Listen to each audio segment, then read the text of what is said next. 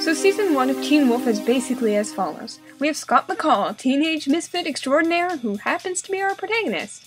Upon receiving news from his best friend that there has been a murder, they wander into the woods at night in search of a half-missing body. Things quickly go awry, as Styles, Scott's best friend, quickly gets picked up by his dad, the sheriff, leaving Scott alone in the woods without a ride or company. Following the typical horror movie setup, Scott carries on, eventually falling, losing his inhaler, and finding half of the previously mentioned dead body that they were looking for in the first place. He then falls some more, sees a wolf, and becomes its chew toy. Despite this, he gets no medical attention and returns to school to reenact the entire Spider-Man movie starring Tobey Maguire.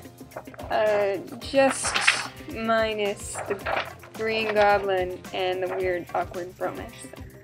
Here we meet the rest of our cast, which consists of Styles, the snarky, sarcastic, but beloved best friend. See the shirt? It says school for teens who can't werewolf so good. Good night, you, Scott. Good night, you, buddy. Derek, the broody, not-so-teen werewolf.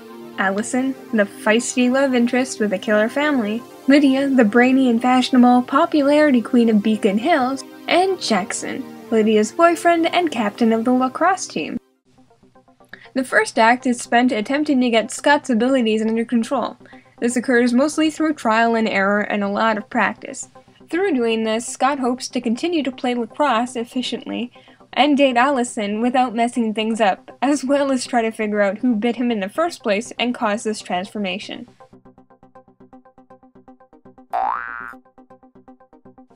More and more murders begin to occur in Beacon Hills. People die. They suspect that the culprit is Derek. It's not Derek. Act 2. More people die. They think it's Scott's boss. It's not his boss.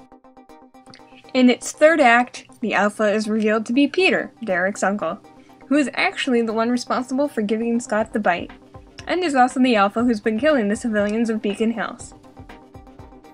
Alright, time for some real talk. Some of the best moments in the show easily come from the parent and children interactions throughout the season.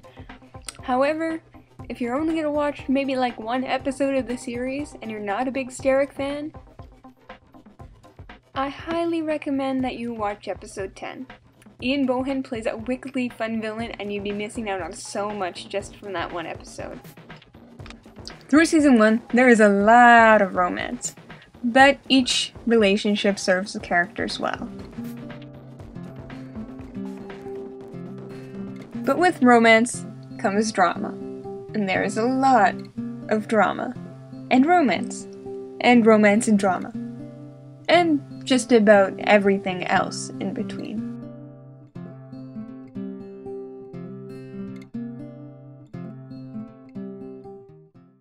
But in the end, the heroes save the day and Peter is set on fire in an epic showdown. Some losses are suffered. As a new Alpha rises, the second season begins. Season 3 of Teen Wolf airs the summer of 2013, so be sure to catch it on MTV or Much Music if you're Canadian like myself.